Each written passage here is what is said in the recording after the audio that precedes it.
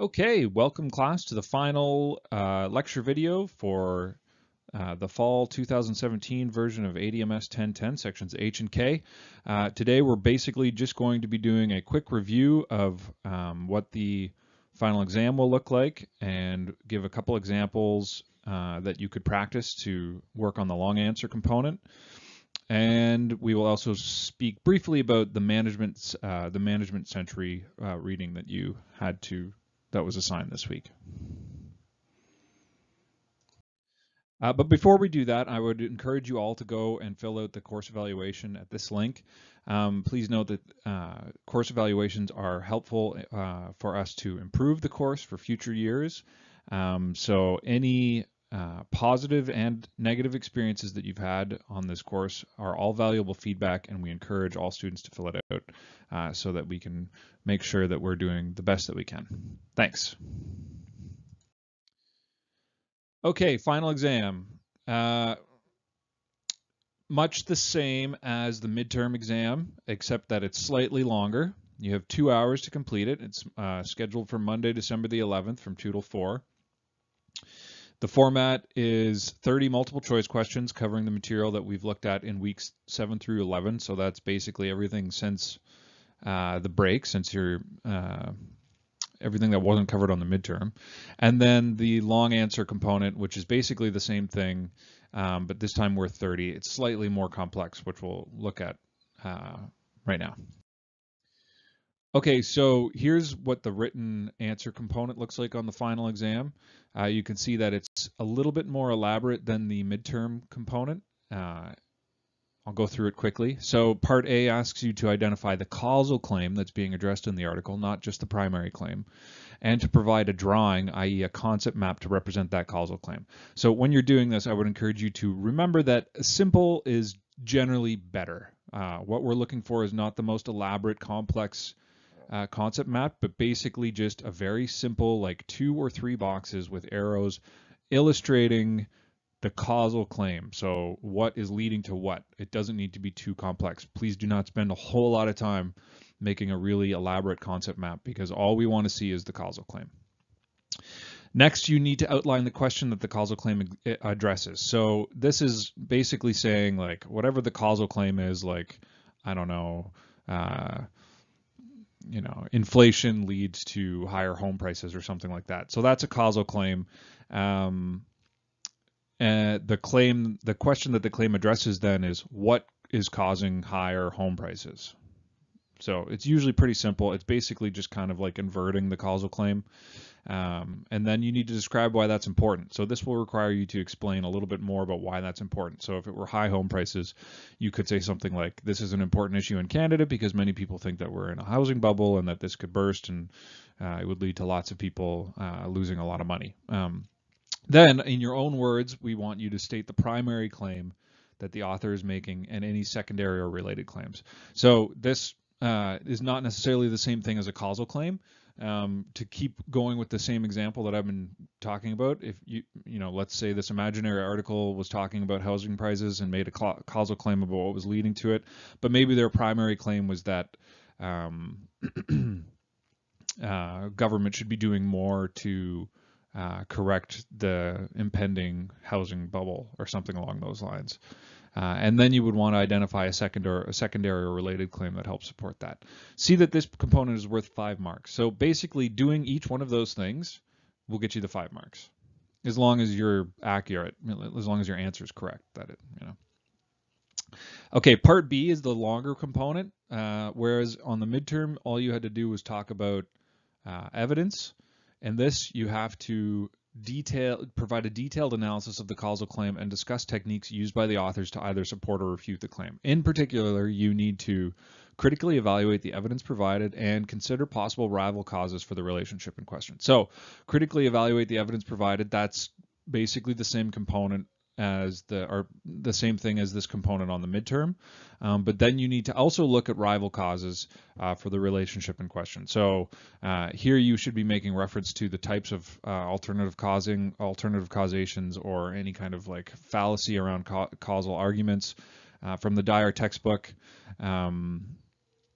I mean, there's lots of opportunity there to kind of stretch your legs a little bit and use some critical analysis, but you could easily, to say, go back to the causal claim that I said something about inflation causing housing price increases. And I'm not saying that causal claim makes any sense. I just kind of came up with that off the top of my head. But a rival cause would be something like, naming any other thing that causes housing prices increasing, like speculation or foreign investment or something along those lines. Or you could critically evaluate that causal claim in question. Maybe just because inflation and housing prices seem to go together doesn't necessarily mean that they're causally related. It could be a non sequitur, or I believe what the text calls the post hoc ergo propter hoc fallacy, so on and so forth. That's the kind of thing you need to do here. Note that this component's worth 15 marks. So budget your time accordingly. You're going to want to spend most of your time. I mean, 15 marks is half of the marks for this whole question. So you should probably be spending about half of your time answering part B you should be spending half of your time answering the long answer question on part B alone, right? Next up is the assumptions question. This is a bit of a challenging one. Couple suggestions on how you can succeed. Spend a little bit of time explaining what an assumption is, explain the difference between reality and value assumptions, and that should help kind of situate your discussion, and then do the best that you can to identify what you might think would be a value assumption or something underlying the author's argument, and then explain why that's important to understanding the position. Again, 5 marks. Try to cover all those bases, and you'll get close. You'll do better and get closer to the 5 marks. Lastly, on part D, same thing as the first, on the midterm rather. Discuss whether or not you think the author's claim is valid. So what are the kind of things I'm looking for here? I want you to come straight out and say like whether or not you think it's valid, but your position on whether or not the claim is valid should kind of flow from your preceding analysis. So if you do this like, really severe critical analysis of the evidence and find that it's just terrible evidence, and then get to part D and say that you broadly agree with the claim, the two don't necessarily follow, and vice versa, right? So just take that into consideration. Also, you would want to be drawing on other concepts or themes or material from the course as you answer this question. So not necessarily just summing up the previous analysis that you've done, but drawing anything in from the course that you think can help make your point here. So that's the final exam written question. A couple tips. Know the lecture material in the slides, so familiarize yourself with the lecture presentations that we've done, and I'll be uploading the presentation or the slide decks shortly, so you'll have those to study from as well. Keep in mind that generally speaking, in a written answer, you're going to get about 1 mark for each unique idea, statement, or example, and so on and so forth. So this often works out to approximately 1 mark per sentence, but it depends how long-winded you are, really. I mean, you can simplify things and try to make every sentence count, and that's just something that you want to take into consideration as you're writing this exam. Another tip: you can find a relevant news article and write your own practice exam. And I'm going to give a couple examples on the next slide that you could use. And then lastly, I would also warn against giving canned responses. So we've seen trends across the exams of people giving very similar structured answers, particularly to the evidence question, where it's almost like bullet points, naming the evidence criteria, and then some like very formulaic discussion around that. Try to put it into your own words and use this stuff as it was meant to be used. And it's more effective, generally speaking, if it's written from the heart, as it were, right? Write it in a paragraph format, and assess whether or not you think the evidence is precise or accurate, and so on and so forth. You don't necessarily need to cover every single element if it's not particularly relevant. Remember to keep in mind that the goal is to critically evaluate the evidence, not to dogmatically kind of use every single evidence criteria thing that you've been taught. And lastly, this goes back to finding a relevant news article and trying it. Just practice and practice and practice. So there's not really much I can say except to just, go out and read some editorials in the newspaper and just try to think critically about it. Like, what is the person arguing? What's the claim? Is there any kind of causal arguments that are a part of that? How would I summarize this article in one sentence to someone that hadn't read it? And do I really agree with that summary? Do I think that the author is right? Or maybe they, basing their argument on an assumption that I disagree with? And if so, what's that assumption and why do I disagree with it? These are the kinds of things that you would be wanting to do, just generally speaking, in life. As you read material and are exposed to arguments, you would want to approach it with this level of critical analysis.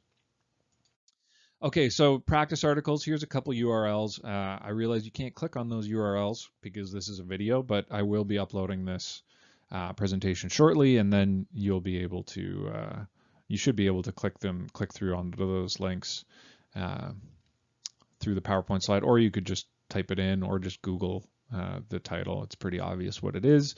I believe these are questions that have been used on previous exams, so they are totally the type of thing that you would encounter on the final exam.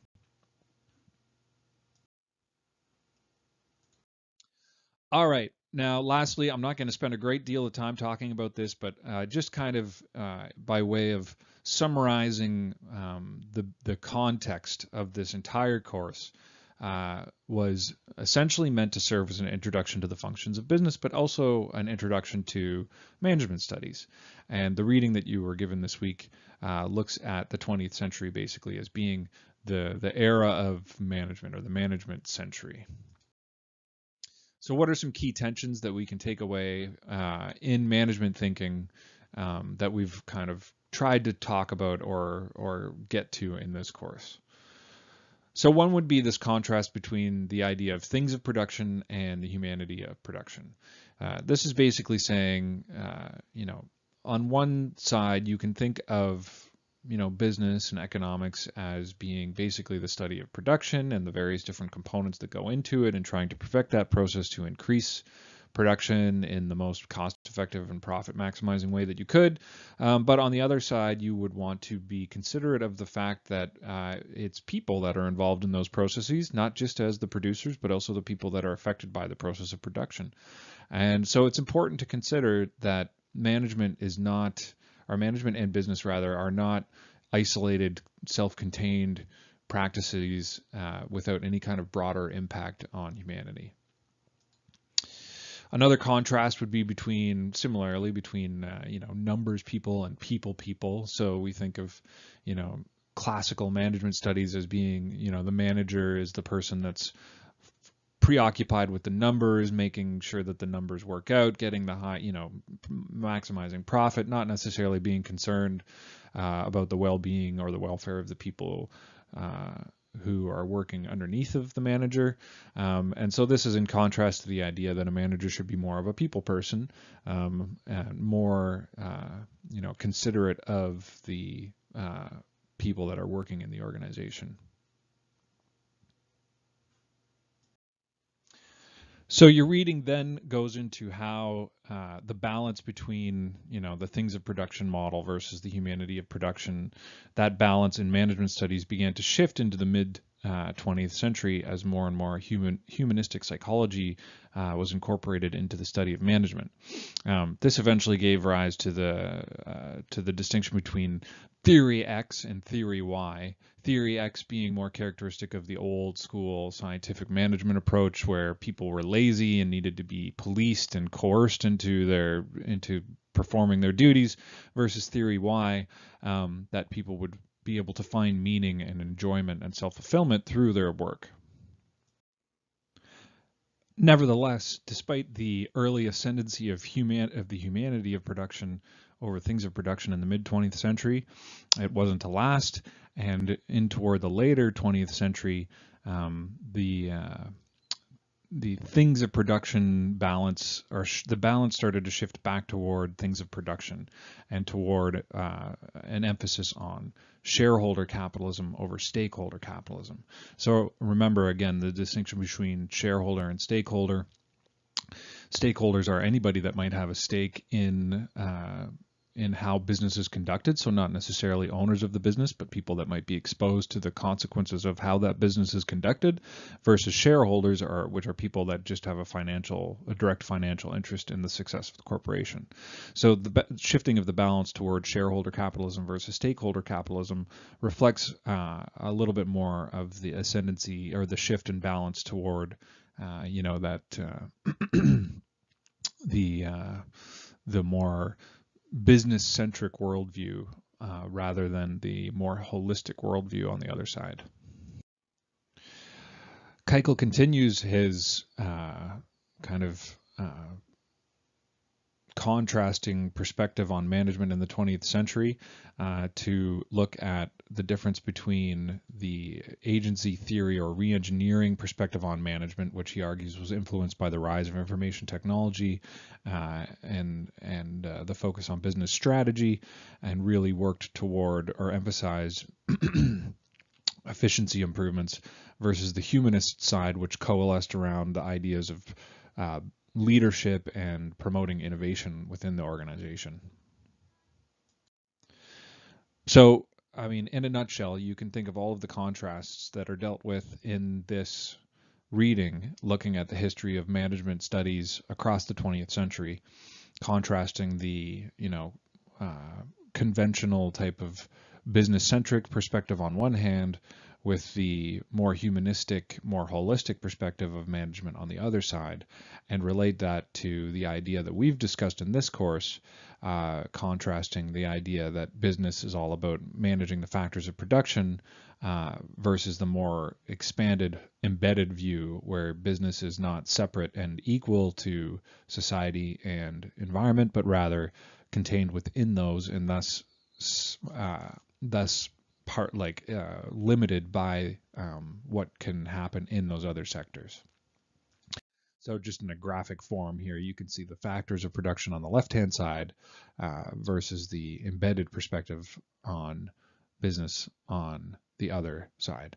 So one of the things that we would like students of ADMS 1010 to take away is to recognize that this contrast exists, and that there are legitimate perspectives on business that do not view it solely as a profit maximizing, production enhancing endeavor without any kind of connection to the environment and society. And so just as an example of the type of business that would be considered more of a holistic approach to business than the production strategy maximizing perspective would be the clothing company and outdoor company Patagonia.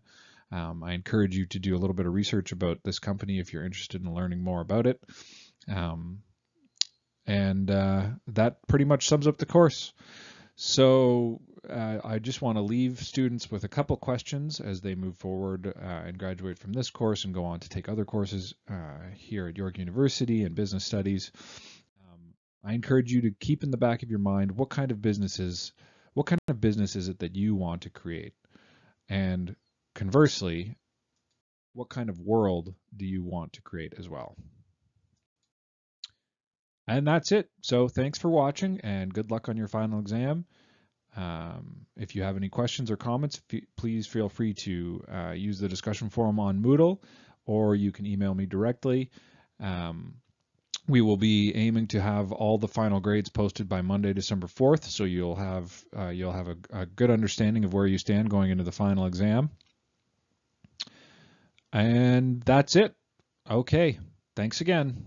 Bye.